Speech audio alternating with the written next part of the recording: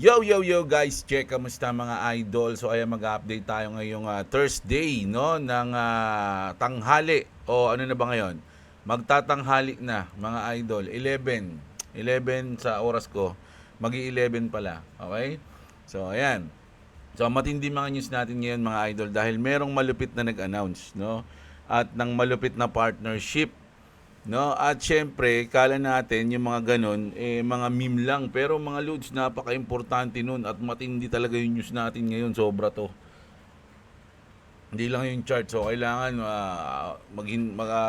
abangan nyo hanggang sa huli ng ating video, mga idol. Pero bago ang lahat, syempre, alam nyo na, sana i-like nyo yung video natin. Mga lodi, palambing naman dyan. No, libre lang po ang like. At syempre, sa mga gusto ng ganitong content, everyday news, balita, global trending news mga idol, mag-subscribe na kayo sa ating channel, okay? So let's go, matindi mga news natin ngayon. Unahin naman na natin yung chart kasi yun, tumagos na siya mga lodi sa ating 1.4 na resistance mga lods, no? So sabi ko sa inyo once na lampasan niya to, di ba ito sinabi sa inyo nakaraan, once na may lumampas dyan, mag-break na yan. Pero hindi ibig sabihin na ganun agad. So sinabi rin natin na magta-travel pa siya dito. Tapos ayan na. Sakto yung mga sinabi natin mga lods, ba't kaya ganun? so, so ayan eto na nga yung resistance na to, support na yan ngayon. Mga lodi, no? So mabibreak niya ba yung support na yan? Bababa ba siya ulit? So tingnan natin yung ano nito. 50% nito mga idol. Dahil doon tayo babase. Hindi ko pa nakikita Okay, so dito banda, ayan sa week na to nung red, nung candle na yan, ito na yung support natin, mga lodi. Okay, dalawa na yan. Ito yung support, isa, at ito yung support natin sa 50%, okay?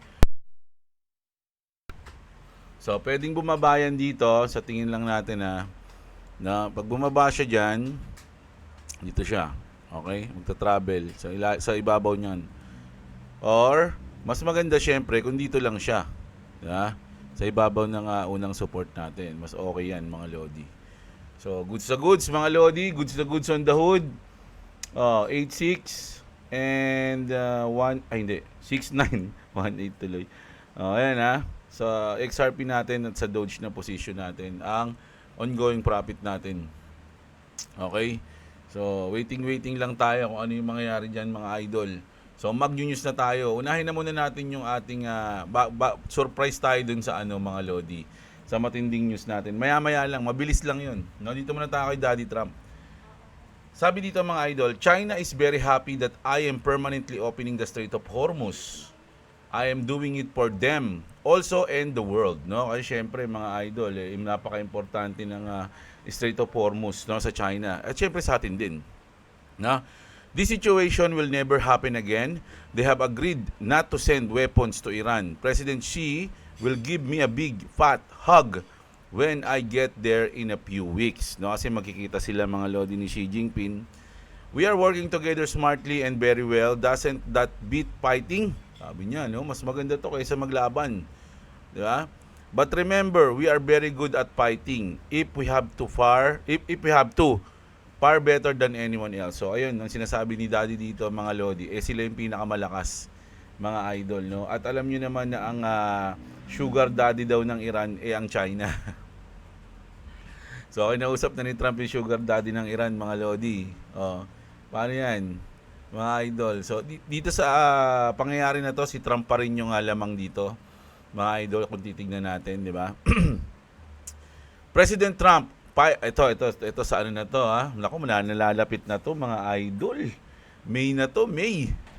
President Trump is firing Fed Chair Jerome Powell if he refused to step down in time of Kevin Wars. Kasi ang termino ni Jerome Powell nasa mid ata ng May, hindi ko matandaan yung date, pero mid ng May tapos na yung termino niya. Kung hindi siya bababa doon, pwede na siyang i-fire o tanggalin ni Trump. No, ngayon hindi siya pwedeng tanggalin kasi meron siyang hindi pa ongoing pa yung term niya No, bawal siyang pakialaman ng presidente kahit presidente. Pero once na matapos na yung term niya, may power na si Trump na mag-appoint ng iba para palitan siya. At ayun si Kevin Wars, no? Sabi dito, you're not gonna drop the probe, sabi rito, Trump, I have to find out. Sabi ng babae, Pak, he said he's not leaving. Sabi ng Trump, then I have to fire him, okay? If he's not leaving on time, I've held back firing him. I wanted to fire him. Mas gusto ni Trump yun eh. Mga idol eh. You think Senator Tom Tillis will have or will give you a vote? Sabi dito. Si Tom Tillis ay nata negro, di ba? Yung black American. That's why Tillis will no longer be a senator. Isa si Tom Tillis, mga idol, sa nagpupush ng Clarity Act. Ang alam ko mga lods sabi dito, Scott Bessent just fired up a warning to the oil and gas companies if they refuse. Dali lang Ito muna pala bago yan. Kailangan sunod-sunod eh. Ito, di ba, kung upo na si Kevin Warsh, mga idol, President Trump says interest rates will drop once Kevin Warsh become a Fed chair. Ayun talaga yung pinaka-goal dyan, mga idol, no? Once napalitan ni Trump si Jerome Powell nang si Kevin Warsh, mga lodi, ang unang gagawin niyan mag-cut ng rate, mga lodi, no? So alam niyo naman pag nagka-cut ng rate ang epekto niyan sa crypto, no, o sa market natin. Sabi ko nga, isa sa magiging catalyst pag umupo si Kevin Warsh mga lodi, hawak na ni Trump lahat pati Fed. Ito na. So, Scott Bessent just fired up a warning to oil and gas companies if they refuse to drop prices the same way they raised the price. So, sana ganito sa Pilipinas. Mga idol, sana yung sinabi dito ni Scott Bessent, tamaan yung mga ang tawag dito, supplier natin, no, ng oil. Kasi sabi niya rito, gas companies if they refuse to drop, no, prices the same way they raise prices. Bilis nyo magtaas. Dapat mabilis din kayo magbaba pag bumaba yung presyo ng oil. Treasury will be keeping retail gas station honest. Sabi rito, you did this on the way up, better be doing this on the way down. Di ba? So, ang bibilis nyo magtaas dapat mabibilis din kayong magbaba ng presyo. I'm sure the President will call out anyone who's a bad actor. Ayan mga lodi, sabi dito ni Scott Bessent. So, dapat ganito rin sa Pilipinas. Ito si si Team Scott pala to. Hindi pala to si isa. Sorry, mali pala ako. Senator Tim Scott says Democrats have put national security at risk and failed the American people. He believes it's time for them to do their job and pass the Clarity Act, mga idol, no? So, ayan, marami nagpupush ng ating Clarity Act ngayon. Alam niyo ba kung bakit? Dahil, eto na, sa mga nakakakita lang, syempre, kung gustong mag-suffer yung Amerika, hindi nila ipapasa yung Clarity Act. Pero sa mga gustong innovation, no, yung mangyari sa US, kailangan ipasa nila. Kasi sabi nga dito, mga idol, excuse me, ni Senator Kramer, hindi si Jim Cramer, iba to. America is about to lose crypto to the world. Ayan, Senator Kramer just sounded the alarm, pass the Clarity Act now. So, minamadali niya na, no? Every day without clarity, no? Every day, tumatakbo yung araw-araw na walang Clarity Act o walang clarity yung tayong batas. Another crypto company leaves America. Another innovation builds elsewhere. No, hindi sa US kasi walang Clarity Act dito eh. Yeah? Another $1 trillion offshore. Ayun yan. This isn't just about Bitcoin anymore. It's about who controls the future of finance. China build crypto infrastructure. Europe creating frameworks. Offshore exchanges exploding. While America debates. Senator Kramer just said what everyone knows, the clock is running out. So talagang it's not a matter of if, mga lodi, no? It's a matter of when, kung kailang mapapasa yung Clarity Act. Sure na yan na mapapasa, mga idol, no? Ang tanong lang is kailan. Ayun yung pinaka-tanong dyan. At sana malapit na, no? Sana nga ngayong April, eh.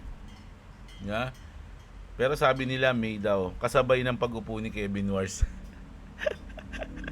at pag-cut ng rate. Isasabay daw nila yan, mga Lodi. Kasi once na nag-cut ng rate, tapos nag-print ng pera, aangat kasi yung market eh. So kailangan may ibang reason para umangat yung market, which is ipasa yung Clarity Act. Kasi kapag hindi pinasa yung Clarity Act, umangat yung market dahil meron lang nag-print ng pera, pangit ang dating, mga idol. So kailangan merong isang catalyst, no, na sasabay. Okay? So, ito naman, nako, speaking mga idol ng malupit na pagtaas at pwedeng mangyari to sa WL5. Trump-backed WL5 moves to unlock 62 billion token after 75 million loan controversy. World Liberty Financial plans to burn, no, mga idol, i-burn nila 4.5 billion token and begin vesting 40.7 billion WL5 tokens for founders and the team. Tokens were previously locked indefinitely, mga idol. So, yung magiging epekto niya sa coins o mismong sa token ng WL5, actually para sa akin bullish, pero hindi rin natin alam kung merong ibang play dyan, malay nyo. Hindi natin sure eh, di ba? Pero dapat bullish, di ba? Bloomberg revealed that Iran is using Bitcoin and crypto for payments to move billions, mga idol. The regime is using crypto at scale kasi mas safe yan eh na gamitin ng Iran kaysa sa fiat money o sa dollar. Bitcoin is now the new global reserve currency. O ayan yung sinabi dito ni Bibek, mga idol, no? Which is nangyayari talaga yon, pero hindi lang Bitcoin, may iba pang mga token, no? Hindi lang Bitcoin, mga idol. So ibig sabihin crypto is talagang na ngayon, ginagamit na, o yung adoption is medyo na lumalaki na, no? Iba't ibang bansa na yung alam na nila kung paano gamitin, no? Tas eto, mga Lodi, sa Bitcoin to mga idol, ang ganda ng chart ng Bitcoin kasi ngayon eh. Kung tutuusin lang BTC is currently retesting the 2025. It's low near 74.4K after finding support at the lower boundary of the weekly channel. A decisive break about this resistance will likely trigger a volatile recovery from then failed double top in formation, providing the momentum needed to complete the wave. So kung titingnan nyo, mga Lodi, nandito tayo, no? Sa AB lang naman to. AB, yan. Tapos 1, 2, 3.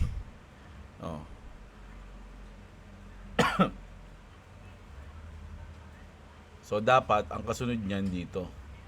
So aabot siya ng nasa 400 something, mga idol, no? Grabe yun, no? Pag umabot ng 400 something ang Bitcoin, magkano na kaya yung presyo ng mga altcoin? Magkano na yung SHIB? Magkano na yung Doge? Magkano na yung Solana? Magkano na yung XRP? Magkano yung Ethereum? Kung from this, kung 400 dyan, sabihin na natin mag 5x, 6x, no? Ano ba yan? Maggaganon din ba? Gaganon din ba yung ibang token? No? Pwede rin ba silang mag 5x o usually kasi mas madami yung x ng times ng altcoins kaysa sa Bitcoin eh. 'Di ba? Yung mga goods na altcoins lalo na pag napasa yung Clarity Act, tas utility coins, nako, matindi. XRP is on track on incredible week, sabi dito. According to the data from Soso Value Crypto, the 5-spot, no, yung XRP ETF, mga lods, no, in the US saw net inflows of 11.2 million on April only, April 14. This brings the net inflows in April to an impressive $23.16 million, mga Lodi, no? Though impressive, the figures pale in comparison to those in November and December of 2025, which saw net inflows 666 million and 449 million respectively. So yung November and December mas malaki pa rin, mga idol. Pero ngayon inflows pa rin kumpara sa iba na may mga outflows, mga Lodi, no? So goods pa rin yan yung ating 5 XRP spot ETF. Eto na nga, mga idol, yung pinaka-highlights ngayon, mga Lodi, na nagte-trending. Kaka-post lang nito kanina, 1 million views na, mga Lodi. So, XRP, eto Solana mismo nag-post niyan, mga Lods. No? Siyempre, yung iba isipin niyan, meme lang yan ba't kaya pinopost ng Solana yung XRP? Ano kayang meron, mga Lodi? O, sabi ni Coach JB, pinapag-suggest si Coach JB. Warriors Rise, sabi dito, mga Lodi, no? Yung mga kanin daw ng mga Warrior. Hindi. Warriors Rise, magkano kaya yan? Mas mahal ba sa motivational rice yun? Hindi. Rice, mga Lodi. Ayan. Warriors Rise. O, parang si ano nagsalita, si Jinwoo ng solo leveling, no? Arise. Oh, ayun yan. So, bakit pinost ba to? Mga Lods, no? Pinost ng Solana, no? Sabi dito, mga Lodi, yes, XRP is set to expand its utility across Solana-based DeFi protocols by integrating with Solana. This directly increases XRP's utility, potentially driving organic demand as users wrap more native XRP to access higher yields and trading opportunities. So napakaganda nito, mga Lodi, pagdating sa XRP, mga Lodi, no? At kung papansinin niyo, mga idol, everyday meron tayong good news sa XRP kumpara sa ibang mga token. 'Di ba? At tapos magtataka ka pag ito lumipad tas wala kang XRP. Ang kulit mo na nun. Di ba? May mga hawakan token na iba, pero wala akong XRP. Hindi ko sinasabing bumili kayo ng XRP, mga Lods. Kumbaga, kinakausap ko lang yung sarili ko siguro. No? Sa part na to. No? Huwag kayong umasahin para bumili, mag-hold, magbenta ng kahit anong coins, mga idol. I'm not a financial advisor. Do your own research. Pero ito na nga, napakadaming positive news pagdating sa XRP. No? Ito na, sabi rito, Solana posting XRP wasn't random. They knew exactly who they were talking to. 589, flip the switch, mga Lodi. Ayun yung laging sinasabi sa XRP Army, no? Sa XRP community. That's XRP language. That's not accidental. This is them tapping the rails, no? Solana has speed and users. XRP has liquidity and settlement and speed also. And tawag dito, mura. Put those together and things actually move. No announcement yet, no product yet, just pressure building in public. So, pinapaunahan na kayo, mga Lodi, no? Kumbaga, wala pa silang announcement pero pinaparamdam na nila sa inyo. 'Di ba? Most people will treat it like a meme, di ba? I see chains is starting to lean into XRP instead of ignoring it. Watch what they do next and stop sitting on your bags like that's the play. Use the rail, mga Lodi, na binild ng XRP ng Ripple sa buong kamunduhan. At ito, sa mga nagtatanong dyan, mga Lodi, kinonfirm ko na to kay Grok, no? Ito kasi yung list, no? Here is the list of crypto will thrive after President Trump signed Clarity Act into law. No? So, the Joint Commission SEC and CFTC has declared all commodities. So ito yung mga list ng digital commodities ni mga idol, no? The SEC CFTC document explicitly list the following as example of digital commodities. Na siguro ang sinasabi kasi dito, sure na maapektuhan kapag napasa yung Clarity Act. Ano-ano yung mga token na yun? Hindi ko sinabing bilhin nyo to, mga Lodi, no?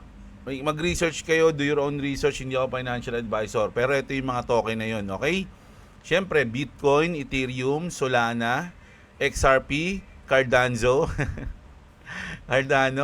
Avalanche, Polkadot, Chainlink, Hedera, Litecoin, Dogecoin, merong meme, dalawa, mga Lods, Dogecoin, Shiba Inu, Tezos, hindi ko alam itong Tezos, Magkano yung Tezos? Anong pangalan nito? XTZ.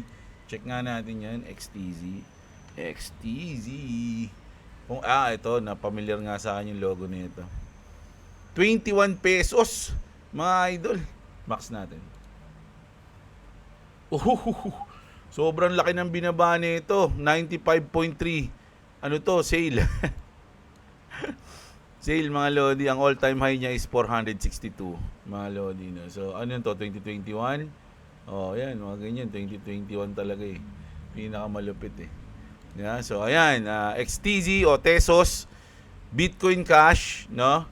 Aptos, nako, yung itong Aptos na nagpump na nakaraan, Tsaka syempre yung XLM. So ito yung mga coins na yun, Hindi ko sinasabing bumili kayo, hindi ko sinasabing sure na angat sila pag pumasa yung Clarity Act.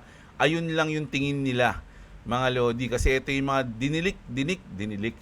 diniklara na, no, na commodities o digital commodities, mga Lodi, no. Kumbaga, hindi na sila, wala nang question pagdating sa kanila.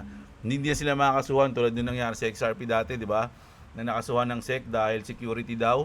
So ito hindi na, dahil nandito sila ngayon sa listahan na to, mga Lods, no? So do your own research, mga Lodi, hindi sabi bumili kayo niyan, ha. No, ayan. So grabe yung news natin ngayon, mga idol, at ang pinaka nagpa-pump ngayon ng X o ng dito sa Twitter, etong post ng Solana, mga Lodi, ng XRP, no, mga idol, grabe. Oh.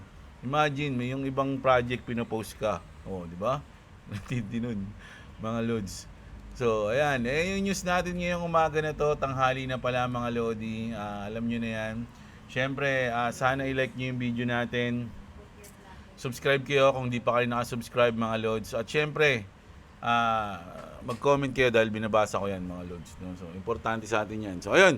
Kita-kits tayo, mga idol, mamayang gabi. Siyempre, update tayo kung ano yung mangyayari. Mamaya, lumipad na yung market natin. Hindi natin alam. So, kailangan, bumabasag na siya sa ating 1.4, mga Lods. No? Nasa 1.41 na.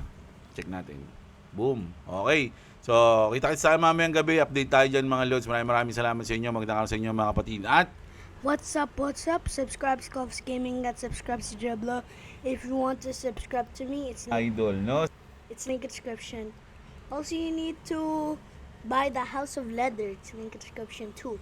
You can get any color you want. Black, what was that? Brown and red. And also you need for wearing, and of course, to beat your children. My mom is shocked. Oh yeah, you need to subscribe to my channel. I am still animating my video. I'm animating my animation, so stay tuned. Oh, galing ah.